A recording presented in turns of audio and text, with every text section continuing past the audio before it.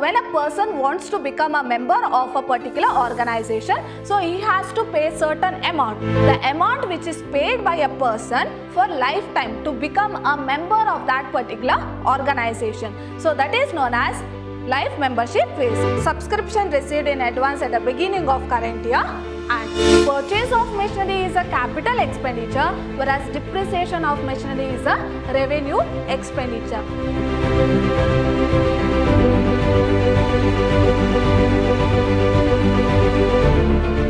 Hello everyone, welcome back to my session.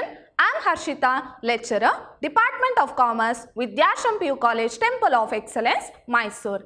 Today, I am going to discuss first chapter from the second PUC syllabus, that is not-for-profit organization. So, it is also called as non-profit organization. So, my dear students, marks allotted from this chapter from the examination point of view is, you will get 1 mark, 1 question, 2 marks, 1 question, 12 marks, 1 question, and 5 marks, 1 question, that is POQ, practical oriented question for 5 marks. Now we shall move on to the concept. Let us know what is the meaning of not-for-profit organization. Now what is this not-for-profit organization? So the word itself tells that not for profit, in the sense these organizations are formed not to earn profit. Then why they are formed? They are formed to render service to the society. So they always work for the welfare of the society. Now go through this picture. So here there is a government hospital, here there is a school, and here there is a public library. Now what is the main aim of this organization? So government hospital provides medical services, school provides education, whereas library provides library services like borrowing of books, etc. Right?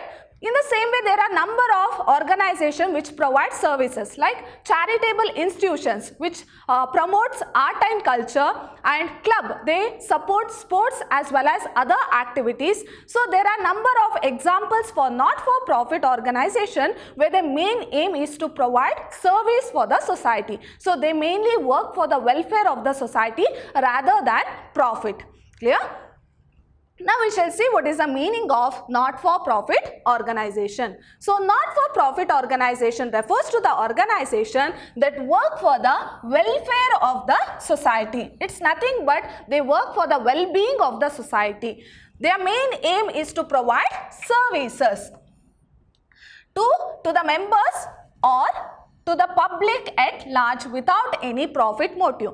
Now, instead of making profit, they work for the welfare of the society. For whom they provide services?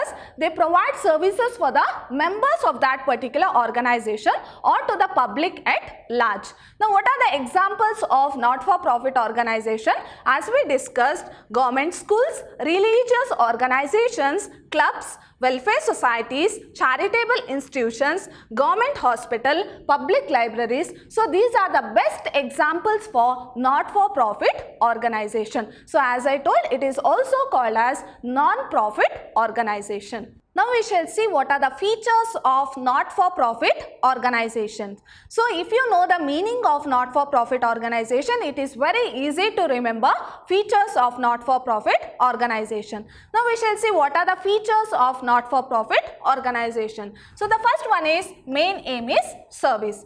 So as we discussed, the main aim of not-for-profit organization is not to earn profit but to render service to the society. So they will provide service to the members of that particular organization or public at large, and they will provide service either free of cost or at reasonable rate.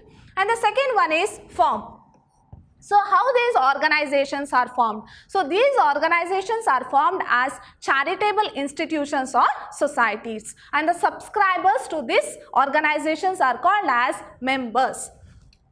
So who are members? The subscribers to these organizations are called as members. So if I want to become a member of a particular not-for-profit organization, so I have to pay certain amount of money. So that amount of money is known as subscription. So here, if for example, if A wants to become a member of a particular organization, so he has to pay certain amount of money So that amount is known as subscriptions, and A is known as subscriber. One who pays the amount is known as subscriber, and the amount which is paid by him is known as subscriptions. So after paying the amount, he will become the member of that particular organization. And the next one is separate entity. Here the members and organization. Here the members of the organization and organization, that is not-for-profit organization, are considered as two separate entities. So they are not one and the same. If a member gets admitted into a not-for-profit organization, or if a member gets retired from a not-for-profit organization, so it does not affect the continuity of the organization. So it keeps on continuing here, because here the members and organization are considered as two separate entities. So they are not one and the same. And the next one is managed by elected members. So these members of the organization will elect the managing committee. So managing committee decides all the decisions. So they will take all the decisions of a not-for-profit organization. So all the members will elect the managing committee, and all the decisions will be taken by that managing committee. Next is major source of income. Now what is a major source of income? Whereas in profit seeking entity they will issue shares and raise the fund, right? Now here in not-for-profit organization, what is a major source of income? How they are going to raise their fund?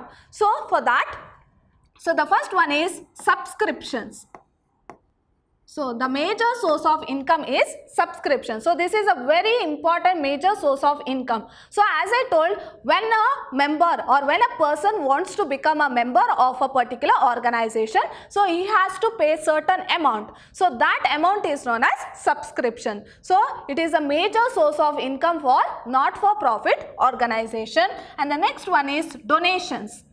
So that donations which is given from the outsider. So as I told, as it mainly focuses for the welfare of the society, so donations will be given from the outsider. So donation also act as a major source of income. So there are two types of donation, that is general donation as well as specific donation. So we shall discuss in detail in the upcoming slides. And the next one is grants. So these organizations mainly focus for the welfare of the society. So even the help from the government will also be there. So the government will provide grants for the not-for-profit organization which act as a source of income. And the next one is income from investment. So whatever the income they are going to earn, so it will be invested again for the further development of the organization. So these are the major source of income for not-for-profit organization. So the first is subscriptions. That is, if a member or if a person wants to become a member, so he will pay certain amount for not-for-profit organization. So that is a major source of income. Next is donation, which is provided, given by the outsiders. Next, grants, which is provided by the government. Next, income. So whatever the investment they have made in the not-for-profit organization, whatever the income earned from that, so it will be utilized for the further development of the organization itself. And the next one is surplus not distributed among its members. Now what is this surplus? Surplus means, so here we are not going to prepare profit and loss account. Here you are going to learn two new words, that is surplus as well as deficit. Now what is this surplus? Surplus as well as deficit. So surplus in the sense, if the income is more than expense. If the income earned is more than expense, then it is known as surplus. Then what is deficit? If the expense is more than income, or if the expenditure is more than income, it is called as deficit. So as I told, here we are not going to prepare profit and loss account because this is not a profit seeking entity. So here their main aim is to provide service, right? So we are preparing income and expenditure account in order to know surplus or deficit. So surplus in the sense, if the income is more than expense, it is called as surplus. And what is deficit? If the expenditure is more than income, it is called as deficit. And whatever the surplus or deficit, it is not distributed among the members. Whereas in profit seeking entity, if they earn profit or loss, it has to be distributed among the individuals or owners of that particular organizations, right, or of the particular firm. But here, if they earn surplus or deficit, it is not distributed among the members. So if they earn surplus, so it has to be added to capital fund.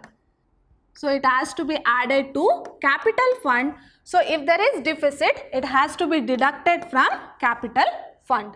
So we shall learn about capital fund later. Now if they earn surplus, it has to be added to capital fund. If there is deficit, it has to be deducted from capital fund and it is not distributed among its members. And the next one is accounts.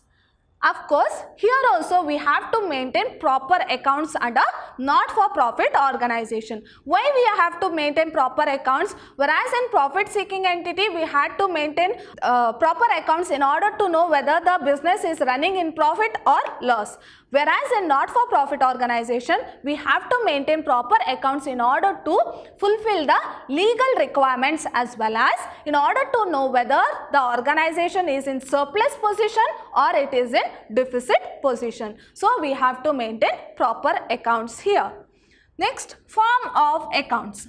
What are the accounts to be prepared? Whereas in profit seeking entity we had already studied, so we had to prepare trading account, profit and loss account and balance sheet of the firm, right? But in not for profit organization, you have to maintain different accounts, that is receipts and payment account, and next one is income and expenditure account and balance sheet. So these are the three accounts which has to be maintained in not-for-profit organization, and balance sheet is a statement, whereas receipt and payment account, income and expenditure account and balance sheet have to be maintained under not-for-profit organization. So these are all about the features of not-for-profit organization. Now we shall move on to the next concept. So you know, under profit organization we have studied lot of terms like capital, what are gain, what is expense, what are losses, what is profit. But here you are going to discuss about different terms. We are going to learn different terms. Now we shall see what are the important terms we are going to see under not for profit organization. So here also we are going to learn new terms under not for profit organization. Let us see what are those terms. So the first one is capital receipts. So receipts in the sense, now you consider yourself as a not-for-profit organization. Capital receipts. So receipts in the sense whatever not-for-profit organization is going to receive. So that is known as receipts. Now what is capital receipts? So capital receipts in the sense it includes receipts which are non-recurring in nature, that is not received on a regular basis. So it is not received on a regular basis, non-recurring in nature, in the sense often and often you are not going to receive that income. So that is known as capital receipts. So as I told, receipts in the sense you are going to receive, that is you are in the sense not for profit organization is going to receive. Now what is capital receipts? Those receipts which are non-recurring in nature, in the sense often and often you are not going to receive that. So that is known as capital receipts. Now we shall see what are the new terms to be learnt here. So the first one is life membership fees. Now what is this life membership fees?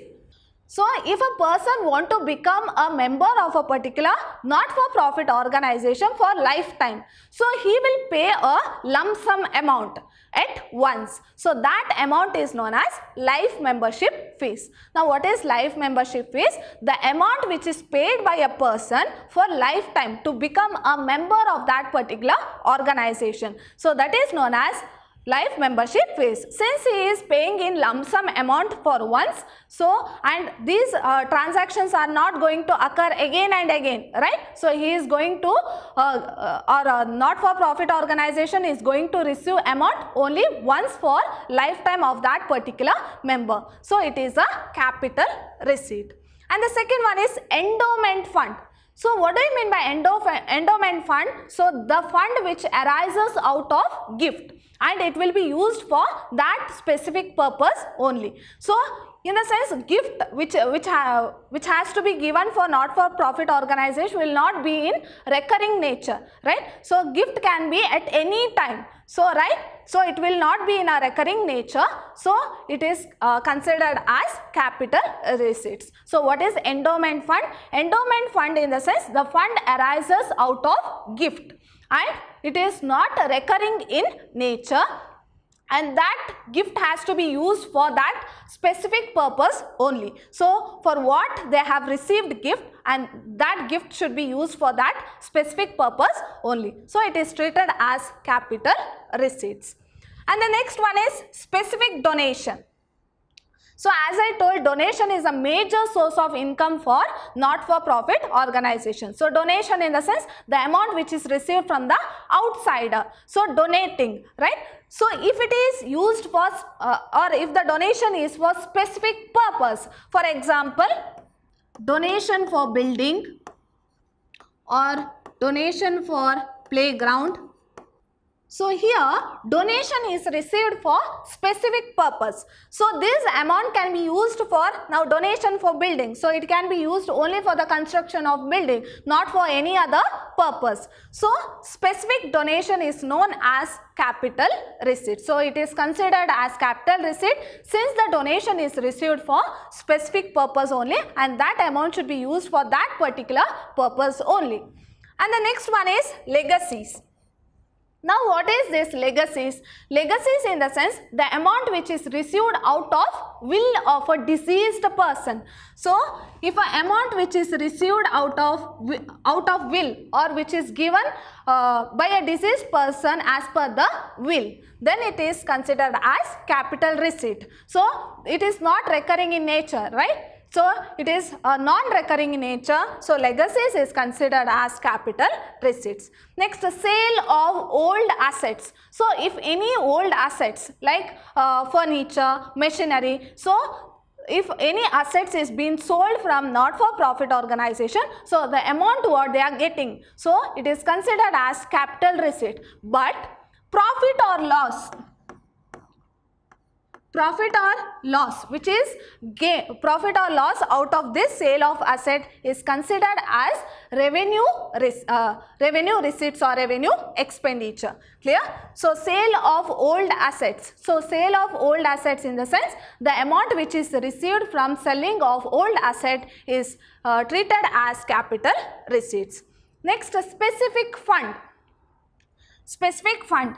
So specific fund is treated as capital receipts, for example, sports fund or tournament fund.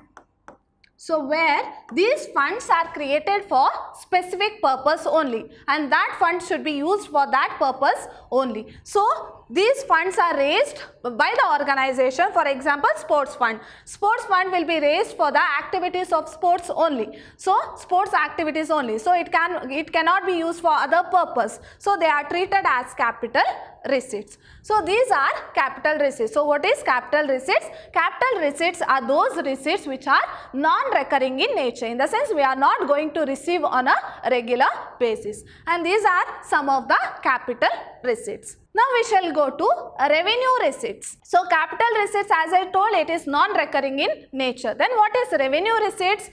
Revenue receipts which are recurring in nature, that is received on a regular basis. In the sense not-for-profit organization is going to receive this kind of amount on a regular basis. So they are known as revenue receipts. So what are the revenue receipts? So the first one is subscriptions. So as I told, if a member want to become or if a person want to become a member, so he has to pay certain amount. So subscription, that amount is received on a regular basis, right? So it is treated as revenue receipts. So there are certain adjustments relating to subscription. Let us see what are those adjustments. Subscription outstanding at the end of current year. So subscription outstanding at the end of current year, in the sense it belongs to current year, right? So it has to be added. So you just remember whether it has to be added or whether it has to be deducted. So subscription outstanding at the end of current year has to be added. Why it has to be added? Because it belongs to current year. Next, subscription outstanding at the beginning of current year. Now, subscription outstanding at the beginning of current year in the sense, beginning of current year in the sense it belongs to last year, right? So it has to be deducted because it does not belongs to current year, so it has to be deducted. And the next one is subscription received in advance at the end of current year. So here it is received in advance at the end of current year. So subscription received in advance at the end of current year in the sense it is the beginning of next year, right? In the sense it belongs to next year, so it has to be deducted. Clear? And the next one is subscription received in advance at the beginning of current year. So here subscription is received at the beginning of current year. Beginning of current year in the sense it belongs to current year, right? So it has to be added. So these four adjustments, so you have to remember these four adjustments whether they have to be added or deducted, because in the problem you will get such kind of adjustment. Either they will ask one or two adjustment. So make sure that you will thorough with these adjustment whether it has to be added or deducted. Let's go through once. Subscription outstanding at the end of current year, add. Subscription outstanding at the beginning of current year, deduct. Subscription received in advance at the end of current year, deduct. Subscription received in advance at the beginning of current year, add. So this is about subscriptions. I think now you are clear about subscription. What is the meaning of subscription? So it is a main source of income for a not-for-profit organization.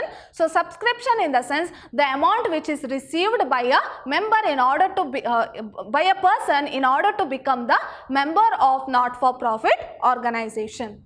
So next revenue receipt is entrance fees or admission fees. Now when a new person enters into a not-for-profit organization, so other than subscription, he pays entrance fees or admission fees. So that amount is known as entrance fees or admission fees. So here entrance fees or admission fees can be either capital receipt or revenue receipt. So depending upon the question. So in the question they will give 50% of the entrance fees has to be capitalized. So it has to be treated as capital receipt and 50% have to be treated as revenue receipt. So what is entrance fees or admission fees? Other than subscription amount, when a new person enters into a not-for-profit organization, he pays amount that is known as entrance fees or admission fees.